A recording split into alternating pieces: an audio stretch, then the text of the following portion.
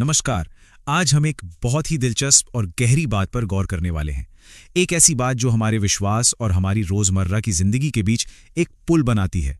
कभी ये सोचा है कि एक साधारण सा ग्लास पानी जो हम रोज पीते हैं, वो सिर्फ हमारी प्यास बुझाने से कहीं ज्यादा हो सकता है? कि वो हमारे विश्वास का एक जरिया बन सकता है? ये सवाल थोड़ा अजीब लग सकता है, लेकिन चलिए आज इसी की गहराई में उतरते हैं। पर इससे पहले कि हम आगे बढ़ें, एक बात बिल्कुल साफ कर लेते हैं। असली बदलाव, असली शक्ति वो पानी में नहीं है। नहीं, वो उस परमेश्वर में है जिसके वचन को हम विश्वास के साथ बोलते हैं। देखिए, आमतौर पर लोग क्या सोचते हैं कि शायद पानी में कोई खास शक्ति या कोई जादू है, लेकिन सच्चाई यह है कि सारी की सारी शक्ति सिर्फ और सिर्फ परमेश्वर और उनके जीवित वचन में है।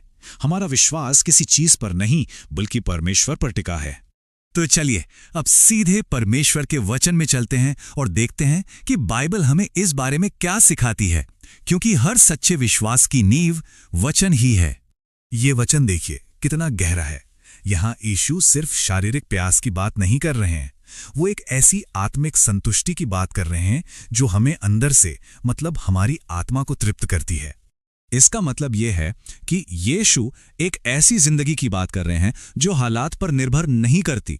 बाहर चाहे सूखा पड़ा हो, हालात कितने भी खराब क्यों ना हो, लेकिन आपके अंदर एक ऐसा सोता हो सकता है जो कभी नहीं सूखता। अच्छा, अब एक और वचन देखते हैं। ये वचन शुद्धिकरण पर, एक नई शुरुआत पर जोर देता है। और ये जो सफाई है ना, ये सिर्फ बाहरी नहीं है, ये त्वचा से कहीं ज्यादा गहरी है। यहीं से असली बदलाव शुरू होता है। ये उन अंदरूनी डर, चिंताओं और मानसिक बोझ से आजादी है जो हमें आगे बढ़ने से रोकते हैं। तो ये सब सुनने में तो बहुत अच्छा लगता है ना? पर असल जिंदगी में ये काम कैसे करता है? चलिए एक उदाहरण से समझते हैं कि ये सिर्फ एक अच्छा विचार नहीं, बल्कि एक जीती जागती सच्चाई कैसे बन सकता है।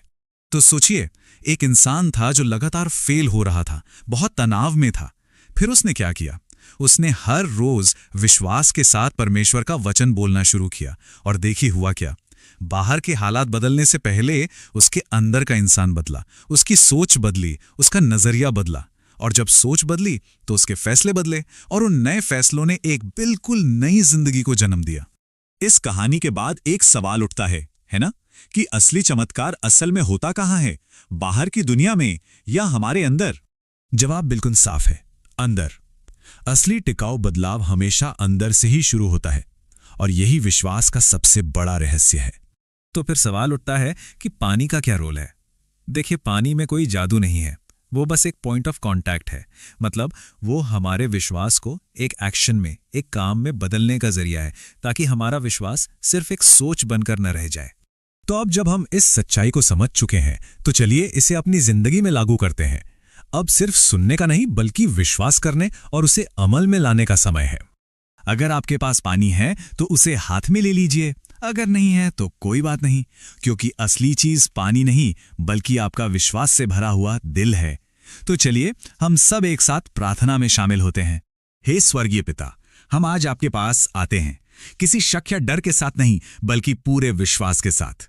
और हम आपके उस वचन को थाम लेते हैं जो कहता है कि जो जल आप देंगे वो हमारे अंदर जीवन का सोता बन जाएगा।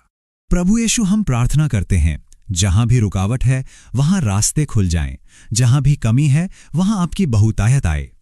हर एक बंद दरवाजा आपके नाम में खुलना शुरू हो जाए। पिता, आपका वचन कहता है कि आप हम पर शुद्ध जल छिड़केंगे, तो हम मांगते हैं कि आपकी चंगाई अभी इसी वक्त हर बीमारी पर, हर डर पर और हर चिंता पर काम करे।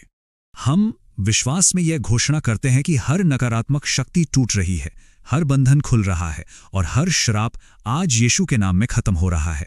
प्रभु, जो लोग नौकरी की तलाश में हैं, उनके लिए नए रास्ते बने। जो कर्ज में डूबे हैं, उनके लिए समाधान आए। और जो अंदर से टूट चुके हैं, उन्हें आपकी नई सामर्थ्य मिले।